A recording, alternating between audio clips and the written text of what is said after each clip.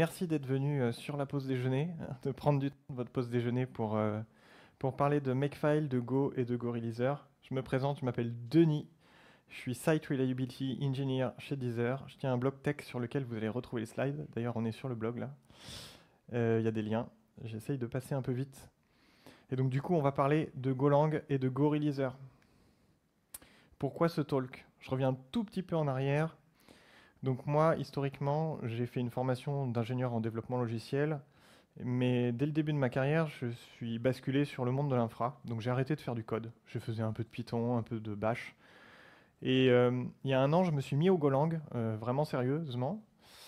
Et j'ai redécouvert un truc que j'avais oublié, c'est que les langages compilés, il faut les compiler en fait.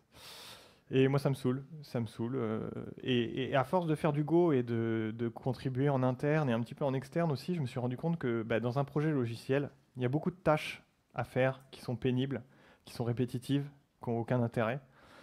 Quand on fait du Go, un des avantages, c'est qu'on va pouvoir cross-compiler sur plusieurs architectures, plusieurs plateformes, nos binaires. Mais du coup, il faut le faire. On va aussi souvent vouloir créer des images Docker, des packages, des bian, RPM. On va vouloir signer et checksummer tous ces artefacts pour vérifier qu'ils n'ont pas été altérés au moment du téléchargement. Et on va pouvoir utiliser des SCM comme GitHub, GitLab, Gitee pour créer des releases à chaque fois qu'on sort une nouvelle version. Alors la première solution, quand on a toutes ces tâches répétitives et pénibles à faire, on peut écrire un makefile. Moi, je me suis remis dans mon moi d'il y a 15 ans quand je faisais du C.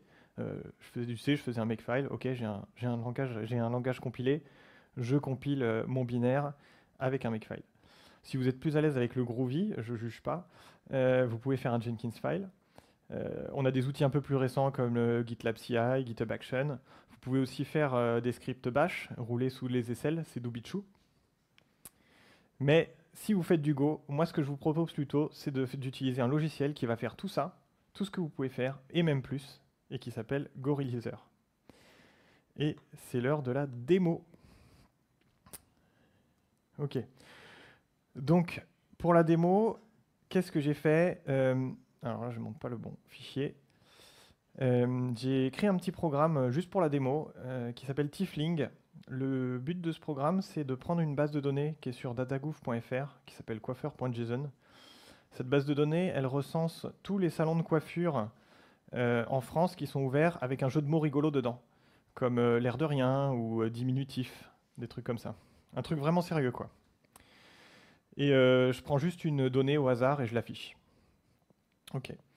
Pour faire ça, j'ai dit, je suis feignant, j'ai pas envie de faire les choses à main. J'ai fait un makefile avec une étape prepare qui me permet de faire le go mode tidy, le build qui appelle prepare et qui ensuite fait la compilation. Donc là, on voit qu'on va compiler notre binaire Tiefling avec comme cible Linux AMD64. Et je vais fixer en dur une variable globale basée sur une variable d'environnement qui s'appelle version. Donc comment ça marche? Avec mon makefile, version égale 001, make, build, ok. Bon, là, on voit que je suis quand même super feignant parce que la ligne, elle n'est pas si compliquée que ça.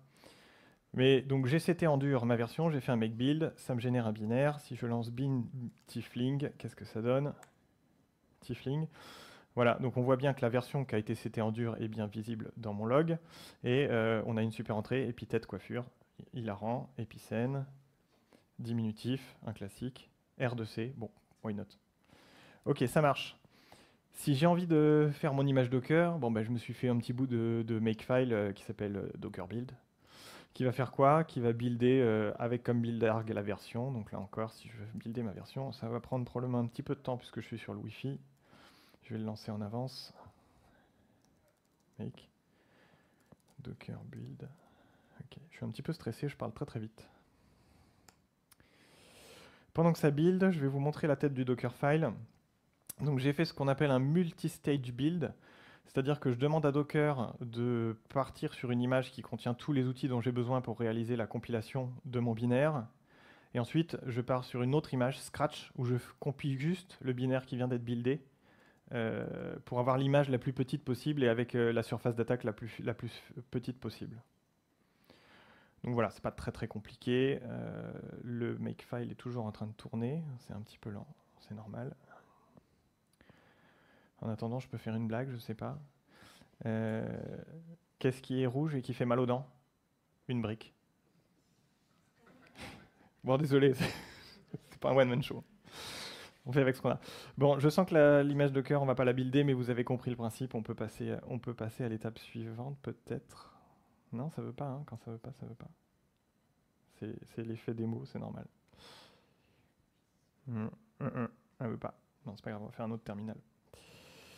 Ok, donc tout ça c'est cool, mais bon, c'est quand même un peu pénible. Là, on voit que j'ai buildé seulement une seule archi. Si jamais j'en voulais plusieurs, il faudrait que je fasse une boucle ou un script. Pareil pour le Docker build. Et puis, on n'a même pas encore parlé des releases sur les SCM ou toute autre action un peu rigolote qu'on pourrait faire. Non, toujours pas? Non, ok, d'accord. C'est pas grave. Euh, ok. Donc du coup, moi ce que je vous propose, c'est qu'on utilise plutôt l'outil GoReleaser pour faire ça. Donc GoReleaser, c'est un binaire écrit en Go pour des projets en Go.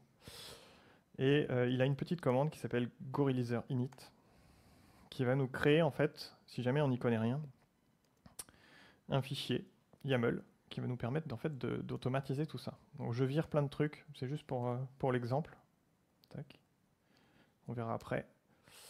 Donc qu'est-ce qu'il fait? Donc au même titre que tout à l'heure, j'avais une commande make prepare qui me permettait de faire le go mode tidy. Ben là, je vais avoir des before hooks qui vont me permettre d'exécuter des choses avant de builder mon logiciel. Ensuite, j'ai une étape build où je vais lui donner des variables d'environnement, des goAuth.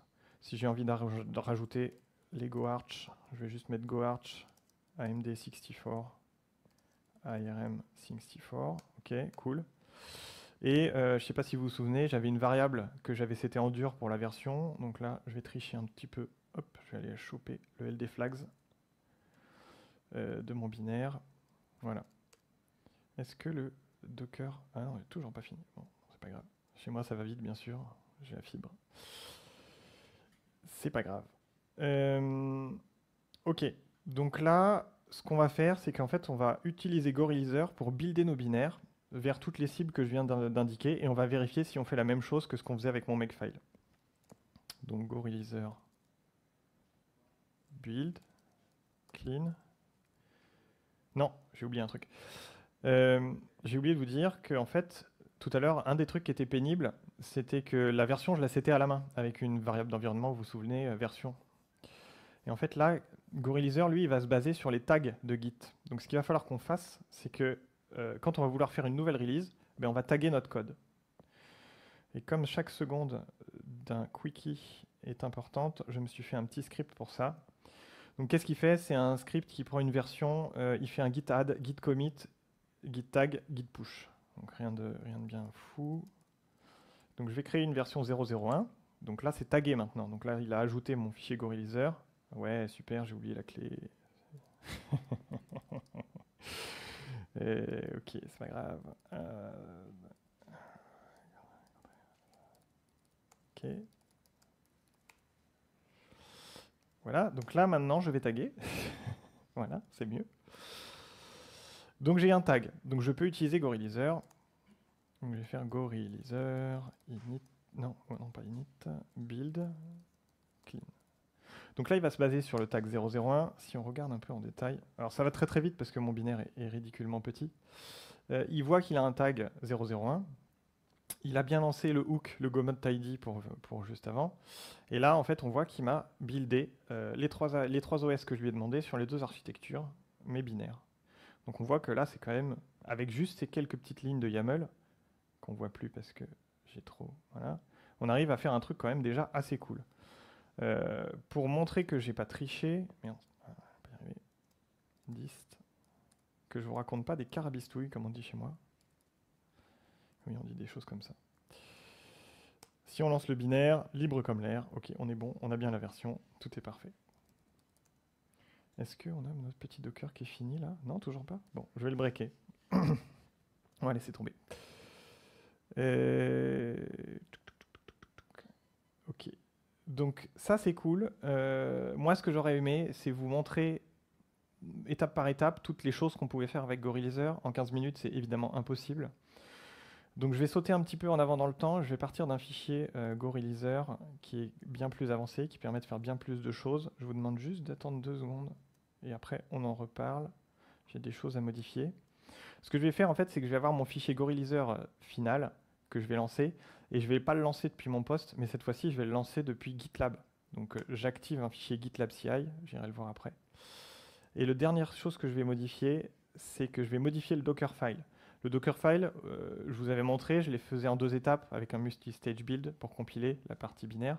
Là, c'est Gorillizer qui va s'occuper de compiler le binaire et de le mettre dans notre Dockerfile. Donc là, j'ai rien d'autre à faire que juste prendre mon image Scratch et copier le binaire qui aura été construit par Gorillizer.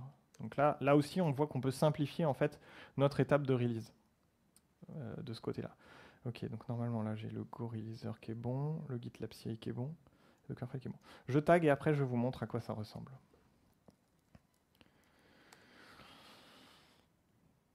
Ok, voilà. Donc, je vais juste vérifier que le job s'est bien lancé. Hop. Parce que sinon, patatras, la démo s'écroule. A priori, c'est lancé. Bon, ça prend un certain temps, donc du coup, ça tombe bien parce qu'on a le temps d'aller lire tout ce que j'ai modifié. Donc, Gorillizer, qu'est-ce que j'ai ajouté? Donc, il y a déjà la partie build, ça on l'a déjà vu. J'ai rajouté une section archive qui va mettre tout dans des targz, sauf pour Windows où il va mettre un zip. J'ai un checksum qui va faire le checksum de tous les artefacts qu'on aura créés. Il y a une variable que vous voyez automatique qui s'appelle project name. Ça c'est pareil, c'est Gorillizer. Il y a plein de variables qu'on peut utiliser pour templater ce qu'on va produire. Sur la partie Docker, j'utilise BuildX pour builder mon image à la fois sur AMD64, ARM64. Je pousse tout ça dans la registrie de GitLab avec 2 tags différents. Et à la fin, je termine par une annonce sur Mastodon. Parce que pourquoi pas. Et donc là, si on va voir la tête de ma GitLab CI, donc on voit qu'il a téléchargé l'image Gorillizer. Il a remarqué qu'il y avait un nouveau tag 002. Il a fait un go mode tidy. Là, il est en train de builder les binaires. Je crois que j'ai oublié de vous montrer la tête de la GitLab CI, mais vous allez voir, c'est extra simple. En gros, j'ai un script qui lance un Docker, tout simplement, et qui réagit uniquement sur les tags. Donc tout ça, c'est disponible sur le site de Gorillizer. Moi, j'ai quasiment rien fait. La démo, je l'ai construite en quelques minutes. C'était vraiment presque magique. Donc là, il est en train de nous builder les binaires. Il est en train de créer les archives. Alors c'est un peu petit, je suis désolé, je vais peut-être monter un peu la taille de l'écran. Bon, ça devient lisible, mais voilà. Il a buildé les images. Il est en train de les pousser sur la registrie.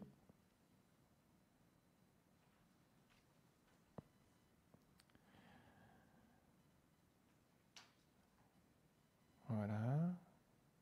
Il pousse les binaires et tout ça sur une release. Et OK. Et le Wi-Fi flanche. Et donc si je vais sur Framapiaf et que si j'ai toujours de l'internet, non, je n'ai plus internet. C'est génial. C'est revenu. Ah, super. Donc on voit bien qu'il y a un petit message qui a été posté en mon nom qui dit « Hey, regardez, il y a une super version de BDX.io Gorillizer. Allez, allons voir. » Alors on y va. Donc il y a bien une release qui a été créée automatiquement dans mon SCM avec tout un tas de zip et de targz, le code source, le changelog qui a été créé automatiquement par Gorillizer. Si j'essaye d'aller voir dans ma container registry, j'ai bien mes 4 images qui ont été poussées one day ago. Oh là là, je vous ai bien menti là. Bon, j'avais oublié de les nettoyer, mais normalement ça marche.